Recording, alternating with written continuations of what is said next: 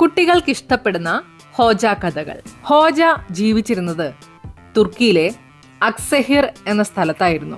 ഒരിക്കൽ സുൽത്താൻ തിമൂർ തന്റെ ശക്തരായ സൈന്യത്തോടൊപ്പം അക്സഹിർ പട്ടണത്തിലെത്തി. സുൽത്താന്റെ അതിക്രമിച്ചുള്ള വരവ് ഹോജയ്ക്ക് ഒട്ടും ഇഷ്ടപ്പെട്ടില്ല. ഹോജ ദേഷ്യത്തോടുകൂടി സുൽത്താന്റെ മുൻപിൽ ചെന്ന് ചോദിച്ചു, "അല്ലയോ സുൽത്താൻ, എന്താണ് താങ്കളുടെ ഉദ്ദേശം? താങ്കളുടെ സൈന്യവുമായി ഈ പട്ടണം വിട്ട് തിരികെ പോകാൻ അങ്ങ് തയ്യാറാണോ അല്ലയോ?"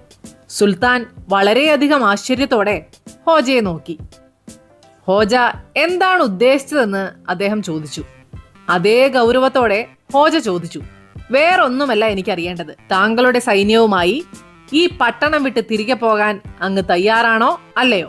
തിരികെ പോകാൻ അങ്ങ് തയ്യാറായില്ലെങ്കിൽ എന്താണ് ചെയ്യേണ്ടതെന്ന് എനിക്കറിയാം."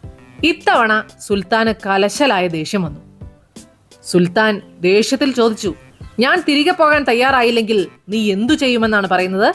ഇത് കേട്ട ഹോജ പറഞ്ഞു, "ഞാൻ വേറെന്ത് ചെയ്യാൻ? എൻ്റെ ആളുകളെയും കൂട്ടി ഞാൻ ഈ പട്ടണം വിട്ടു പോകും, അത്ര തന്നെ." കുട്ടികൾക്ക് ഇഷ്ടപ്പെടുന്ന ഹോജ കഥകളുമായി ഇനിയും എത്താം.